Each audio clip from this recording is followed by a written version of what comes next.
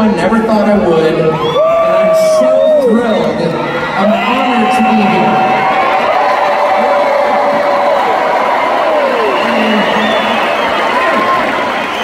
It's totally without shame and entirely with gratitude I'm standing here. And I can't believe I just spoke after Bobby Kennedy. So here we are, at an enormous Donald Trump rally less than 2 weeks before the presidential election. I'm following Bobby Kennedy Jr. and somewhere in a half-empty Union Hall in a cold state is Dick Cheney's creepy little daughter campaigning with Kamala Harris. I have to say, that is a thrilling trade as far as I'm concerned. I never thought I would live to see the day when Bobby Kennedy would be one of the most beloved figures in a room full of Republicans, and Mr. Burns from The Simpsons and his criminal daughter would be Democrats. It's just absolutely wonderful.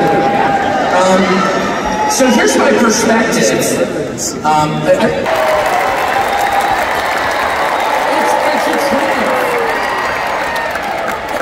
The phrase triumph of the human spirit has been turned into a cliche by the people who write movie posters. But it doesn't make it any less real. Donald Trump's victory will be a triumph of the human spirit. It will be a triumph of Americans over the machine that seeks to oppress them. It will be a middle finger wagging in the face of the worst people in the English-speaking world. It will be a moral victory the size of which I never thought I would live to see. And it's essential, it is so important that that happens for a couple of reasons, and here's what they are. The first is to dissolve for all time, for the world to see, the primary lie about Donald Trump, which is that only freaks and misfits like him. That's a lie. And they've been telling that lie since the second he came down that escalator 9 years ago. If you like that, there's something wrong with you. You're the only person you know who likes that. You're a freak. Be ashamed. Do not talk about Donald Trump in public. Don't wear his dangerous little red hat. And if you're in the media, how dare you speak to him? And that was a lie from day one. It was a big lie. It was January 6th is an insurrection. What? It's the kind of lie that they tell relentlessly. They punish anyone who contradicts the lie because it is so preposterous it can only be upheld through force. And in the last 3 months, we have seen that lie dissolve like the Wicked Witch of the West under a bucket of water. Is this a room full of freaks and misfits? No, it's not. This is a room full of people who love their country enough to obey its laws, who sincerely believe in its founding precepts, who pay their taxes, who go to work.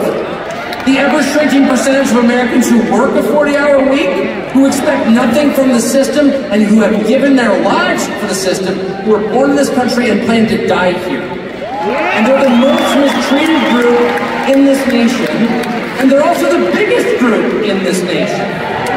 They're not some weird subculture of MAGA. They're America itself.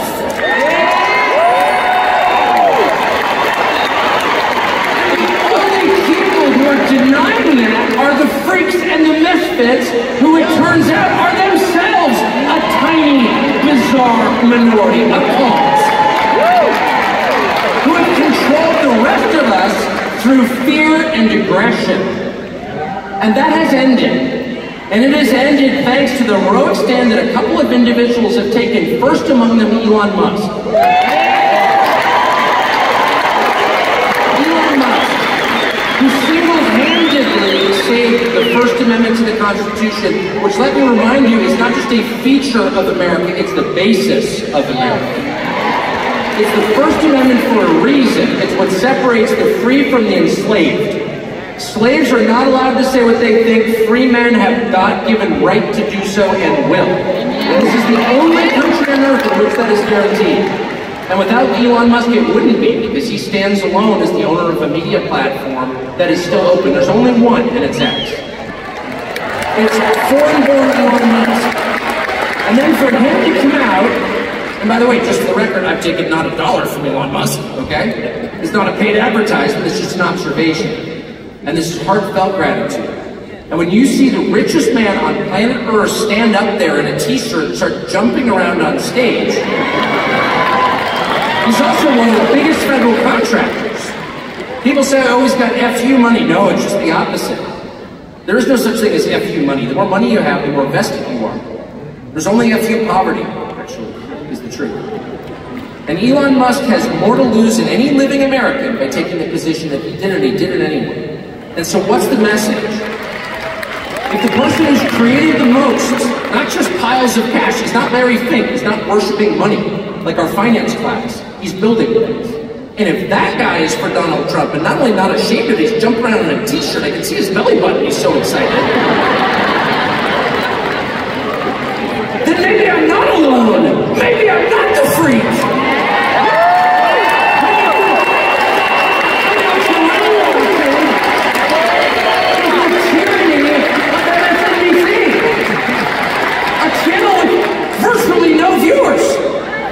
A channel in which almost every single person has a personal life so grotesquely weird, if you knew the details, you'd call for their arrest.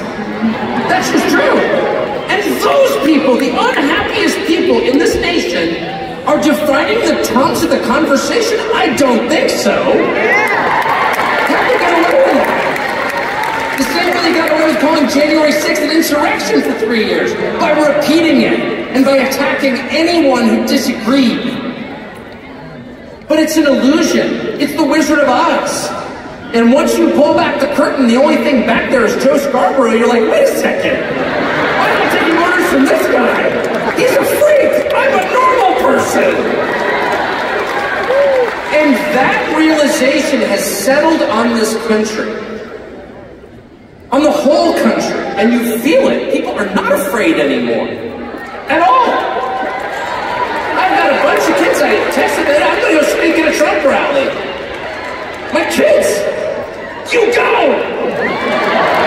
I said, do you know any of my friends who are voting for Carmilla or whatever her name is? No. Of course not. That's embarrassing. It has flipped. The story the country tells itself about reality has flipped. None of the normal people are supporting the Democratic machine. Tim Walz is supporting the Democratic machine. A man you would never allow to babysit your own children. That's the archetype.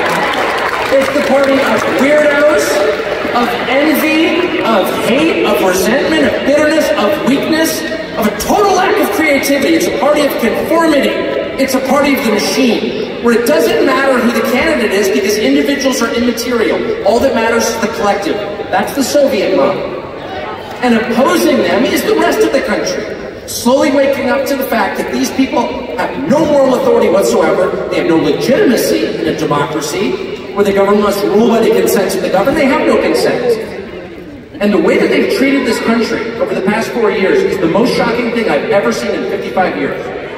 To allow millions of people, mostly young men with no skills and no English, into our country illegally, and then fly them around at our expense and give them phones and put them on welfare programs that no American citizen can get. It is the most insulting, but it's worse than boo. That's the biggest crime in the history of the United States of America.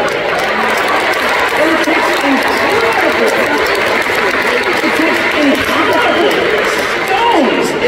incredible gall for the people who did that to stand up there on a stage and give you a lecture about how you're immoral.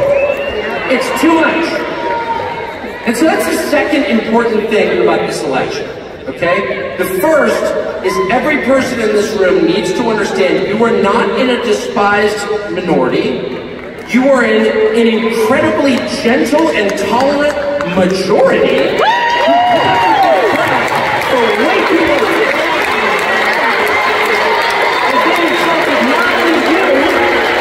Memory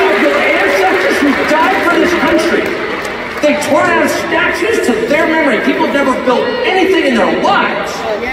They went out of their way to humiliate you and spit on you and the graves of your ancestors. And that's not an exaggeration, they did that.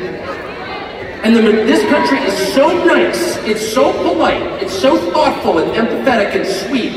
It's the kind of country that loves dogs and gives directions to strangers. That we put up with it for 4 years. But we can't anymore.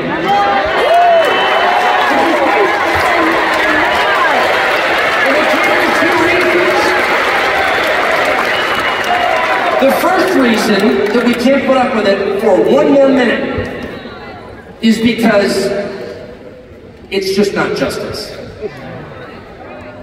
It's not. It's not justice. It's unfair. You cannot reward the most parasitic, useless, violent, nasty, aggressive people in your country. You can't make them more just. You just can't. It's just wrong. In a fair, decent country, the people who work the hardest, who have the highest level of talent, who are the most creative, who are the most decent to their neighbors, who give the biggest tips to waitresses, those people should be successful. Those people should be revered. It shouldn't be Larry Fink. Are you joking? Kamala Harris shouldn't have a job. She has no skills. How did we wind up with a system where Kamala Harris, you couldn't change the tire on your truck, much less drive it? How did she wind up at the top of the pyramid? And then once she's there, she lectures you like you did something. It's too much. Can't allow it. It's an offense against the truth, against reality, and against justice itself. And the second reason you can't allow it is very familiar to anyone who has children, which is if you allow it, you will encourage more of it. If you allow people to get away with things that are completely over the top and outrageous, if you allow your 2-year-old to smear the contents of his diapers on the wall of your living room, and you do nothing about it, if you allow your 14-year-old to light a joint at the breakfast table, if you allow your hormone-addled 15-year-old daughter to like slam the door of her bedroom and give you the finger, you're gonna get more of it. And those kids are gonna wind up in rehab. It's not good for you, and it's not good for them. No. There has to be a point at which Dad comes home.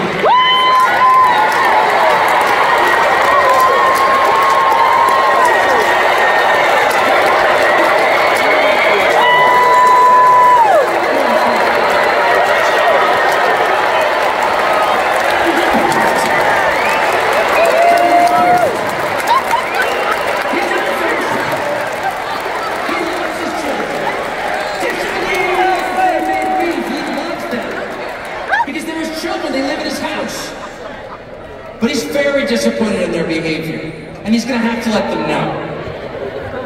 He's gonna have to get to your room right now and think about what you did. And when Dad gets home, you know what he says? You've been a bad girl. You've been a bad little girl, and you're getting a vigorous spanking right now.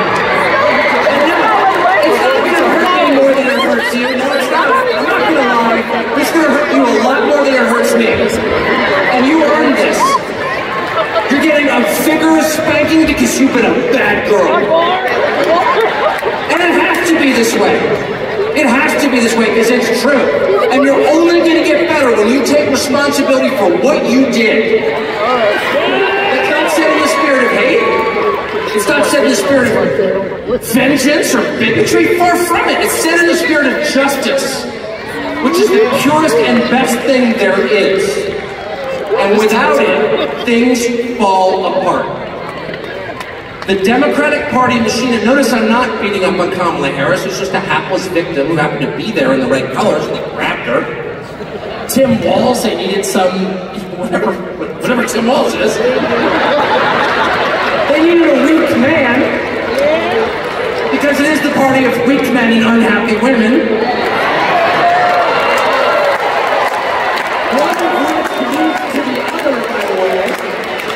Where you find weak men, you will inevitably find unhappy women. Sorry. And they make them on purpose. They weaken the men to drive the women insane, to have the most consistent voting bloc ever in the history of politics. Unhappy women, made unhappy by weak men. But it could be anybody. It could be anybody. Kamala Harris is just a stand-in. She's a cardboard cutout. She has this whole God created her, I'm not attacking her for humanity. But there's nothing there, it doesn't matter. If it wasn't Kamala Harris, it would be, I don't know, Pete Buttigieg or whatever, all of these people. It doesn't matter. They're the cutouts. They work for the machine. They're totally dispensable. They're replaceable. And they need to have limits set for them. And so on election day, and I sincerely believe Donald Trump's going to win. And if I thought he was going to lose, I'd be here anyway, by the way.